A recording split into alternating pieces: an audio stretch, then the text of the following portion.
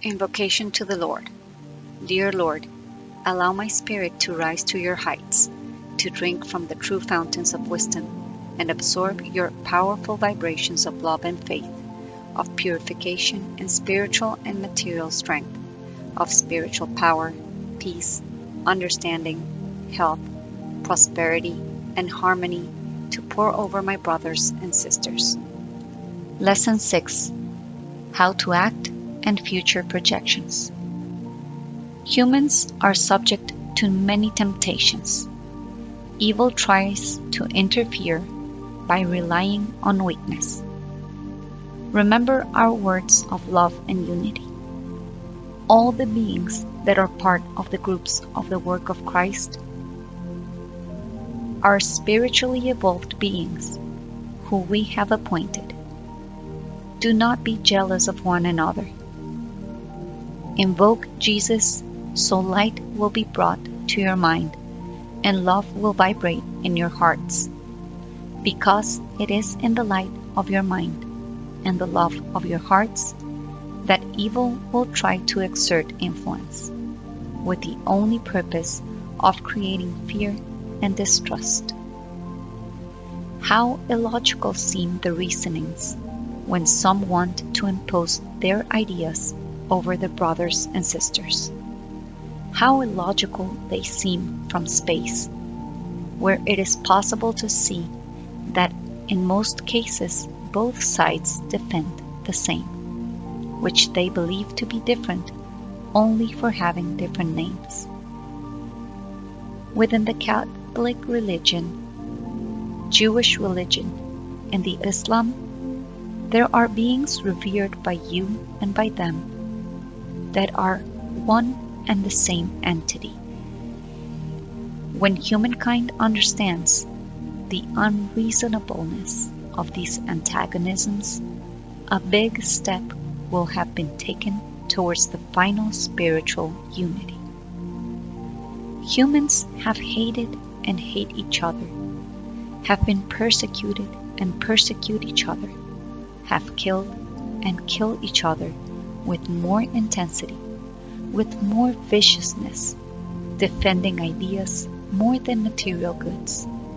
And so, an ideal which should be sublime, taking through the path of good and destined to bring spiritual improvement to humankind, turns into something personal, into a group ideal of a town, of a nation, that is then defended with blood and fire.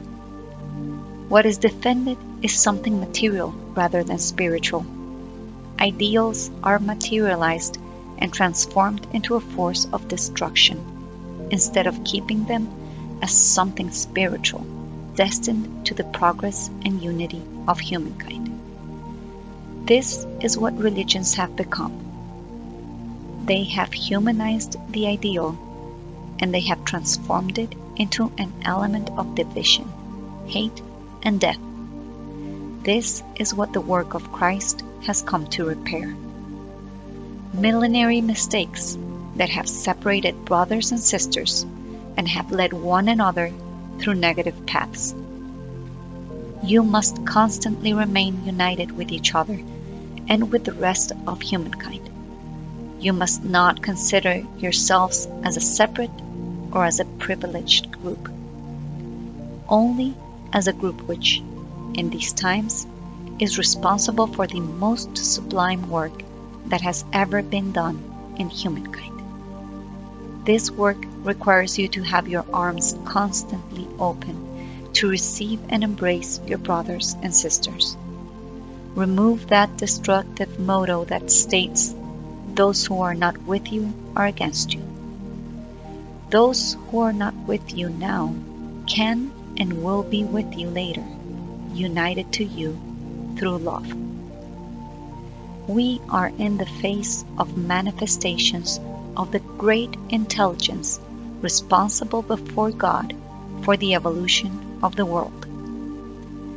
The enlightened beings who incarnated through the course of ages to leave a path of light for humankind have collaborated with the great intelligence in its work to help in the evolution of humankind. The enlightened beings and the great intelligence faced the spiritual needs of humankind separately. 2,000 years ago, Jesus, incarnation of Christ himself, had the task of teaching humankind about love and making it feel the need for love. 2 millennia speak of his work, during which evil did not succeed in erasing the footprints that Jesus left in his brief passage on earth. An ever-increasing and intense spiritual resurgence is propelling individuals to search for these footprints again, sensing that these footprints hold the solution to the very serious problems that disturb and despair humankind. Only love will be able to save humankind from chaos. That is why Jesus, symbol of the love of our divine Creator, seconded by the elevated ones from the ether, who have also incarnated as humans, and with the support of the greatest forces, has prepared this work that will allow him to take humankind out of its tragic predicament. He will show paths by which men and women can reach a mutual understanding that will allow them to advance united on the path of progress and evolution. God is the equal Father of all humankind, and when we worship him according to the teachings of only one of his messengers, we do it partially, since each messenger brought and fulfilled a specific mission, which only represented the most pressing spiritual need of humankind at that time.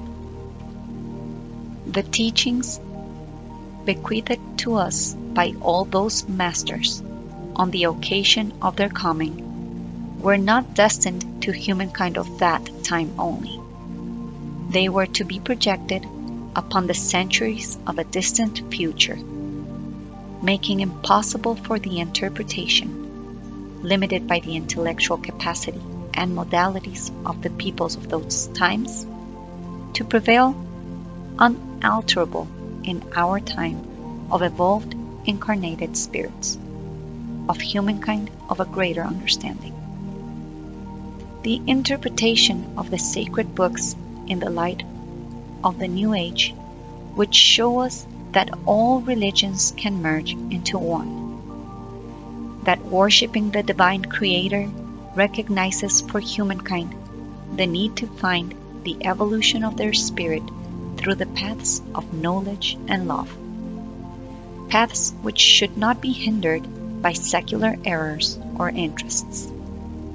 The first effort would be painful, but that pain would be fruitful and not sterile, as have been the terrible pains that selfishness and ambition have brought to humankind. The mission of Lord Jesus now is to unite humankind permanently, socially, and religiously through the bonds of love. Jesus will accomplish this mission because the forces in action coincide with the need. It is necessary that humankind wishes it and opens its soul to faith, so that these enormous beneficent forces can achieve the deeds. May the marvelous door of faith be opened, and humankind will soon be able to live the era of its evolution. The mighty ones of the ether are also preparing groups of beings in other countries. Portentous deeds, marvelous cures, and very precise prophecies will begin to be manifested. You will then know that these are beings who also belong to the work of the Christ, who, when time comes, will embrace the whole orb, bringing faith, love, and happiness to all the beings of the world. These words mean honor as brothers and sisters all the inhabitants of the globe, without distinction of race, cultural customs, or country. The world is already prepared for the advent of the new spiritual era. Thousands and thousands of evolved beings have incarnated for many years now in groups destined to facilitate, in due time, the necessary contact for the realization of the assigned work. During the last few years, so have also done so many elevated ones who wished to sacrifice the glory of their ethereal freedom to serve Jesus in His work. In all parts of the world, Jesus and the elevated ones are preparing groups of beings who will contact each other when the time comes. No individual should consider themselves incapable or unworthy of being used as an instrument of the elevated ones. It is not for the judgment of men or women to value spirits and assign to them their true capacity, but for that of Jesus, leader, guide, and light, who shows the world the path of its evolution.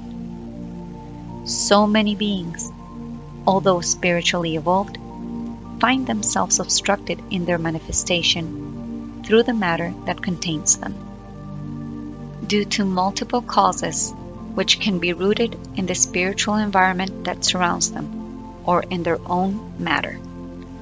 Only your faith and your desire to serve will be able to unveil this mystery, providing you with the means to free yourselves from this obstruction.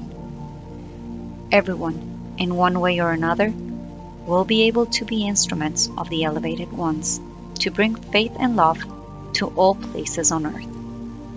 No one knows, nor will ever know, exactly the way and the circumstances in which they will be used, because the events will have to take place in a natural way, without ostentation and unexpectedly. In the work of the Christ, everything is simple, as are the words of the Lord, whose content, however, unveils before your eyes scenes of sublime elevation and moving greatness. The humility of His Spirit, full of light and power, brings Him closer to the understanding of our most intimate problems as incarnated beings. And to His love and to His guidance we, the members of the work and His believers, turn to as a child turns to its mother's lap.